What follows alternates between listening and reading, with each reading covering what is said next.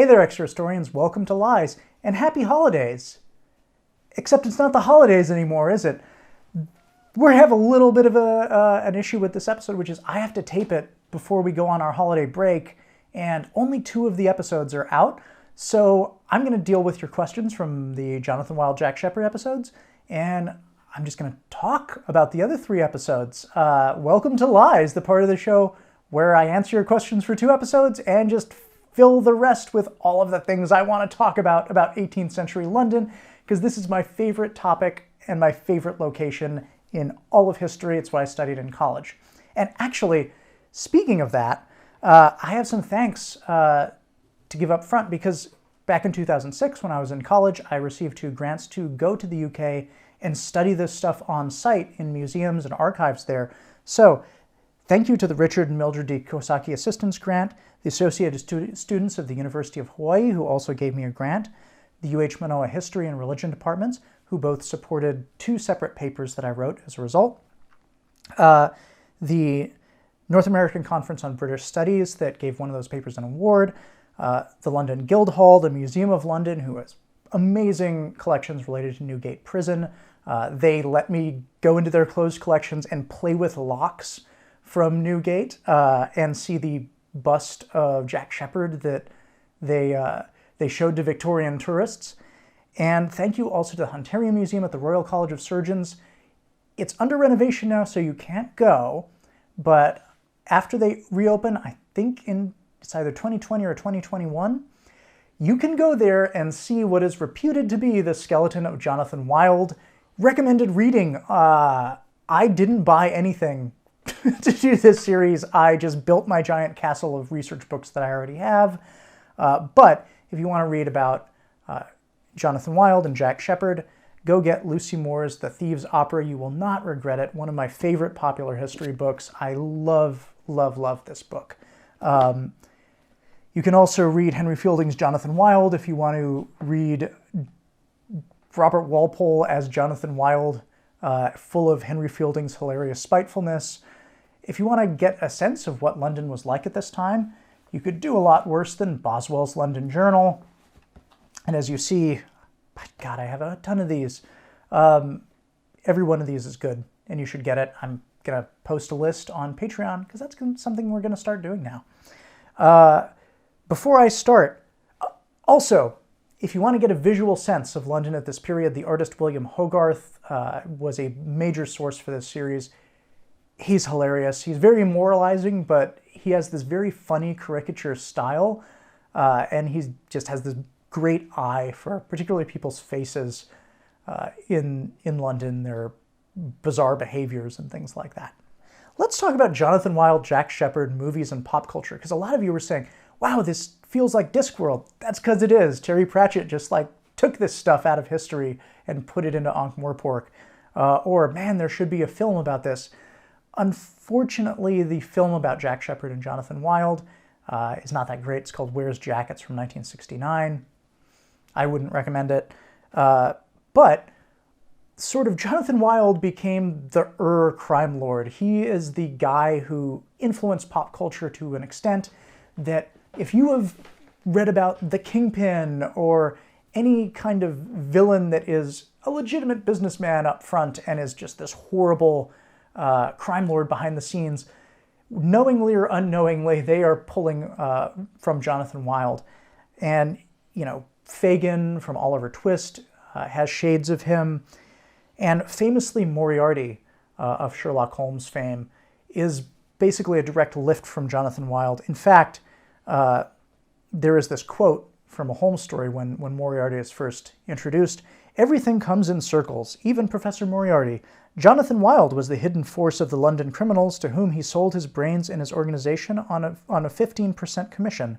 The old wheel turns and the same spoke comes up. Basically, this is a modern Jonathan Wild, and that's Moriarty. A Conspiracy of Paper, which is an excellent novel about the South Sea Bubble by David Liss. Wild as a character.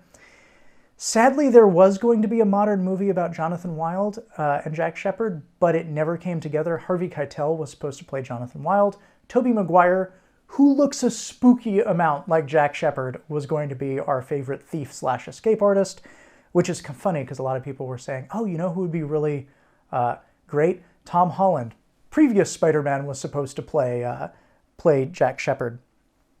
Episode 1, we used some authentic London criminal cant in the very first part of this episode.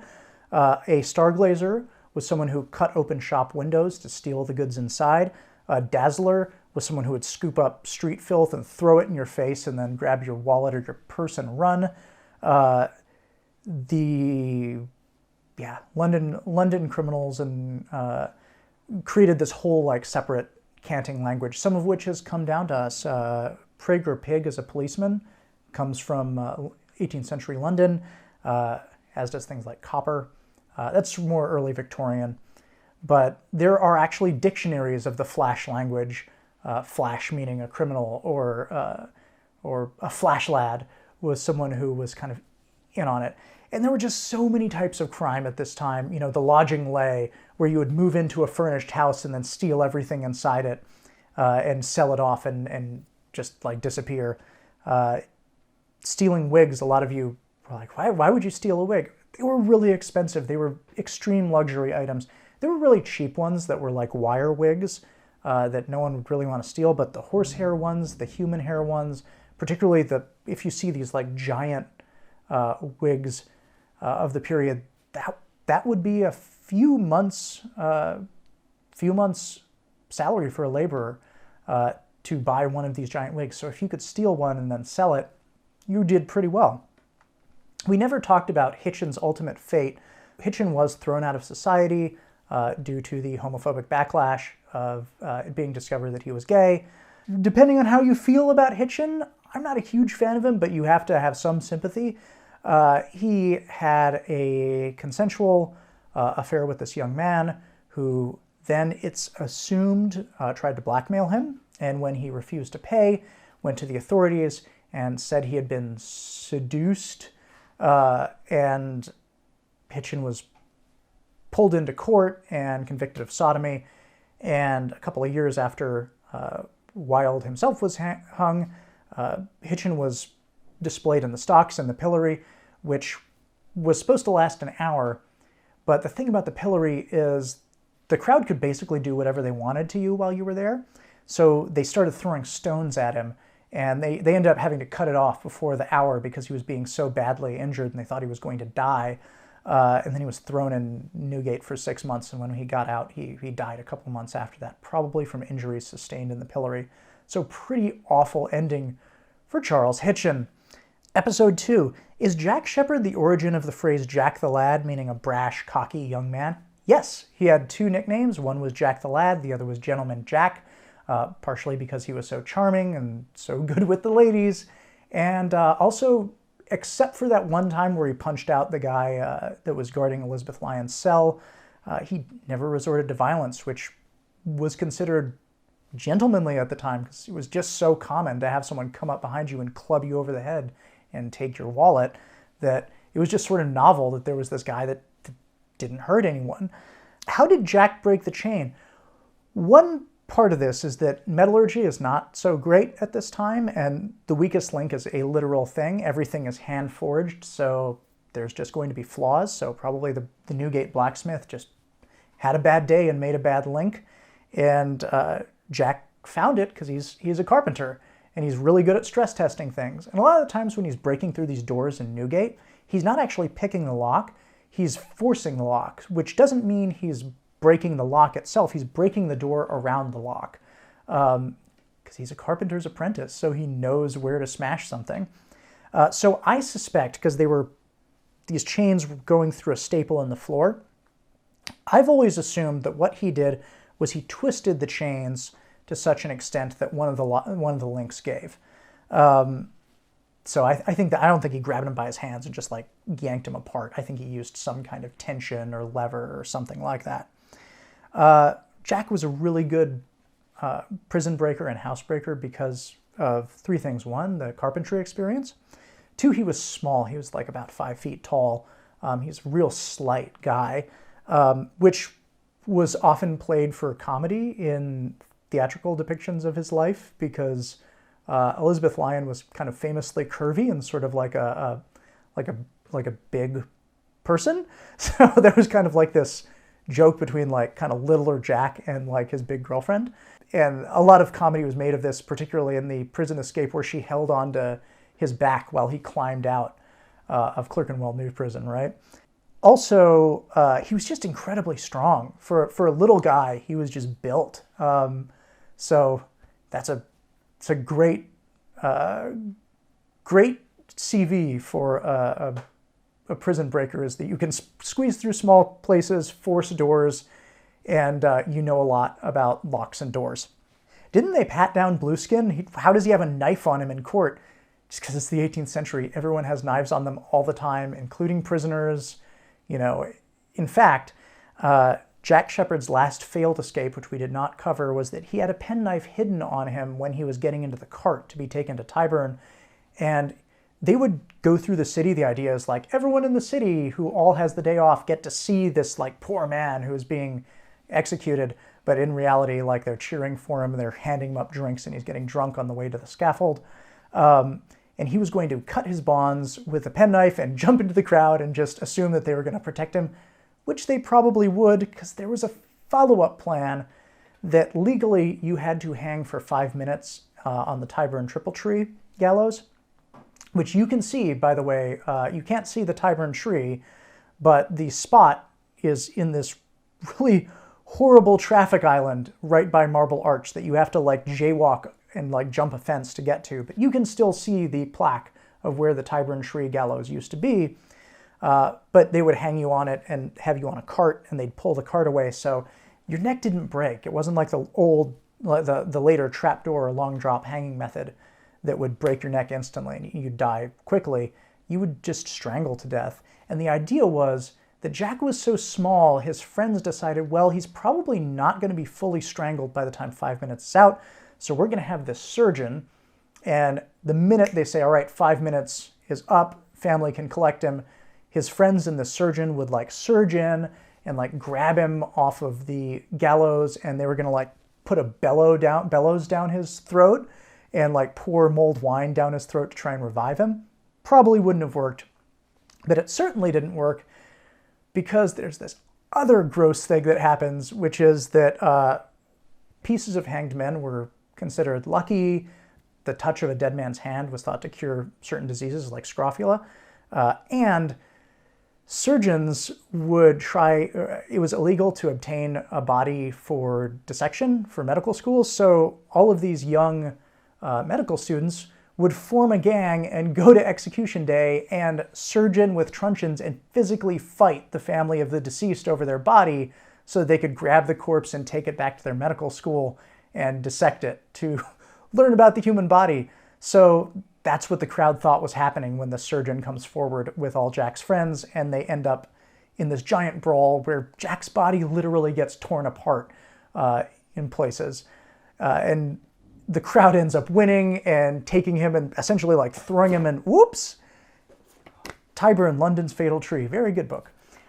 Throwing him in an open grave in St. Giles in the Fields. So there's no known grave for Jack Sheppard, but he's somewhere. If you go to St. Giles Church, he's somewhere in that vicinity. I went. They've cleared out the graveyard. It's now part of this very neat kind of art installation. All the headstones. Episode 3. It's just good pointing out because, like, we have our fun with Walpole. People did not like him. He was in power for 20 years. He was absolutely hated. Maybe sometime we'll do a series on him.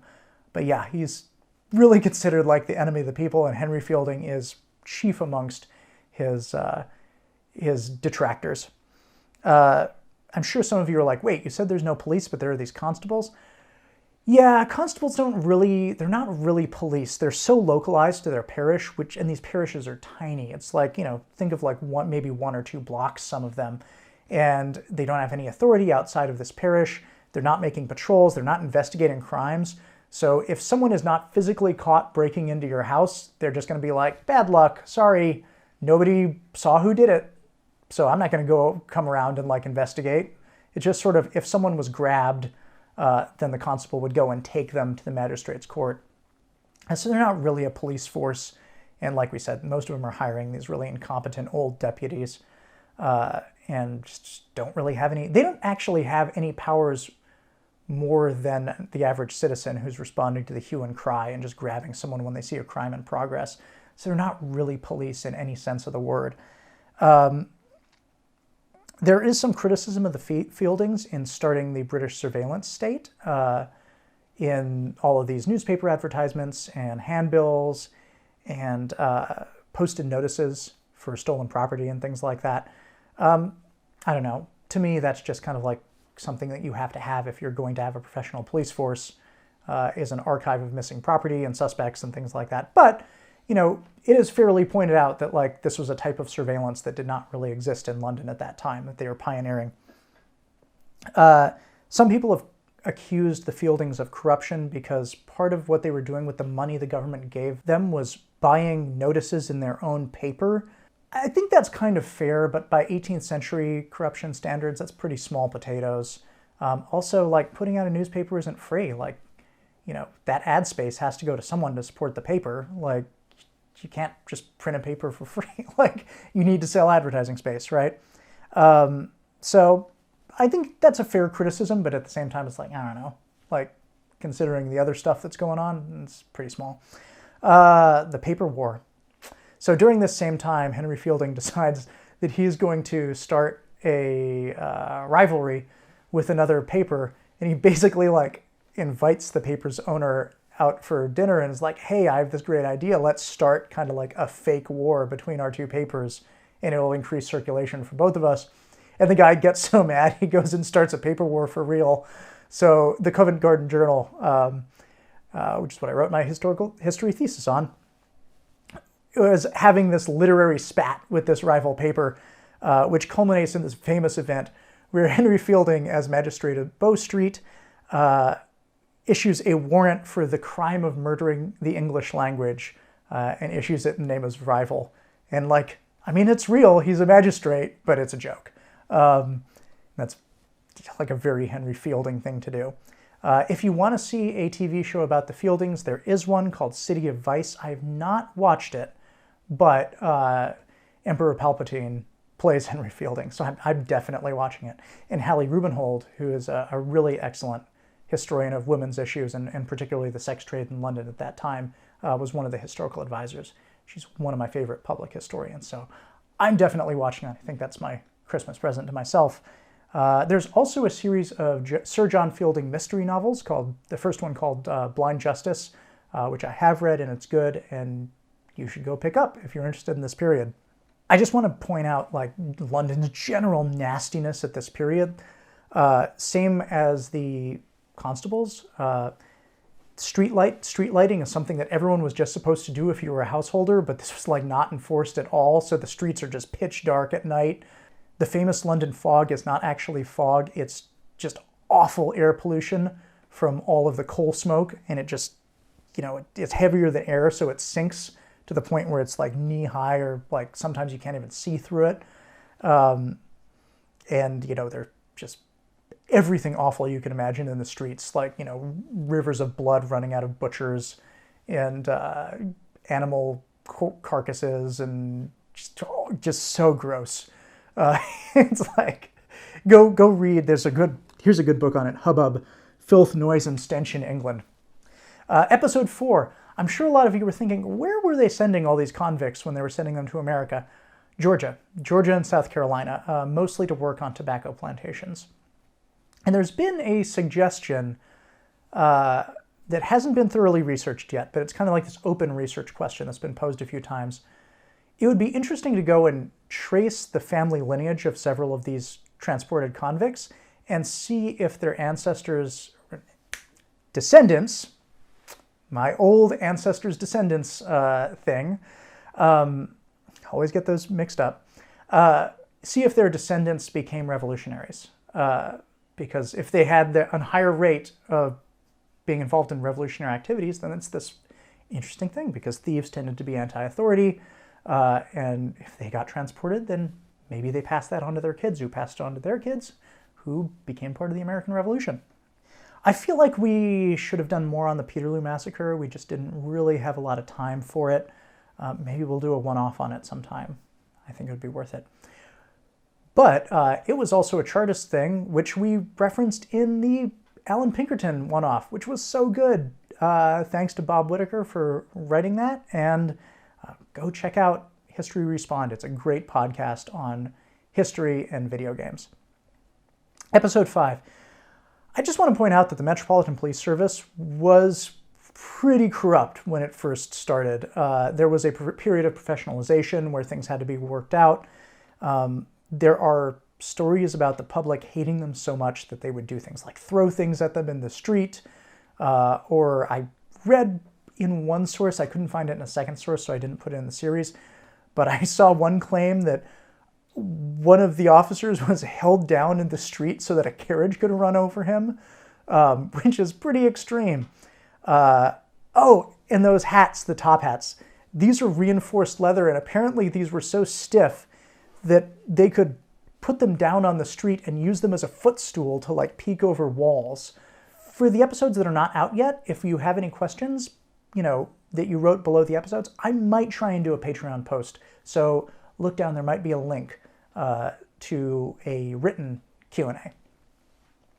So that about does it for one of my favorite series we've ever done. Go to the Museum of London. They have amazing Newgate collections. Go see the reputed skeleton of Jonathan Wild at the Hunterian Museum if you can. Content warning for the Hunterian Museum. If you are not okay seeing human heads in jars, like real human heads in jars, the Hunterian Museum may not be for you. But it's really cool. I badly want to do a series on John Hunter, the father of scientific surgery. The Hunterian Museum is Hunter's museum. He's a bizarre, fascinating guy that lives about this same period. Coming up on Extra History, next time we're having the Haitian Revolution, which is going to be a cool series, but it was so much information. We're going to have to do 6 episodes rather than 5. We probably could have done like 10 episodes on it. We have to gloss over a whole lot. So it's going to be more information than you usually get at the Haitian Revolution, but maybe less than you get from, say, like the Revolutions podcast. So that's a place to go for prep if you want to get some prep. But the art is excellent. After that, it is the Travels of Ibn Battuta. I just finished writing the 3rd episode, which involves the Sultan of Delhi's execution elephants, tossing people back and forth on their tusks that also have swords attached to them. It's a just nutty series. Poor Ali. I'm so sorry. You have to do so many different places and so many different national costumes for that series. After that, I'm going through our patron suggestions for the next series. It's going to be a 1920s series to celebrate the 2020s coming. We're pushing the cutoff back. It might be 1929, it might be 1939, we're still figuring it out, but we're going to open up a whole new world of extra history topics to patron suggestions, so that's very exciting. This is when we would normally do the Walpole fact, but Walpole is in this series, so we're not going to do that. We're going to connect Jack Shepherd with Frank Sinatra. Strange, right? Not actually. Jack Shepherd was such a popular figure on the London stage, and the authorities were so worried about this fact that they actually banned his name from all scripts going into production for 40 years after his death. So when John Gay wrote his famous comic opera, The Beggar's Opera, which is still hilarious to this day, he renamed Jonathan Wild and Jack Shepherd to Peachum and Macheath. If that name sounds familiar and you're a theater nerd, the Threepenny Opera of German playwright Bertolt Brecht was based on the Beggar's Opera. Those names, Peachy and Macheath, or Peachum and Macheath, are still on there. And Macheath inspired the famous song sung by Frank Sinatra, Mack the Knife. So when you hear Mack the Knife and all this stuff about scarlet billows start to spread, it's not talking about Jack the Ripper, it's talking about Jack Shepherd, who famously did not use weapons and was overall nonviolent. So what are you going to do? Still a great song, cool guy. All right.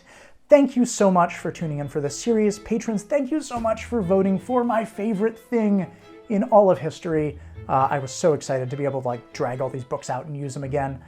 Thank you very much for tuning in. See you next time. Special thanks to our educational tier patrons Ahmed Ziad Turk, Joseph Blame, and Dominic Valenciana.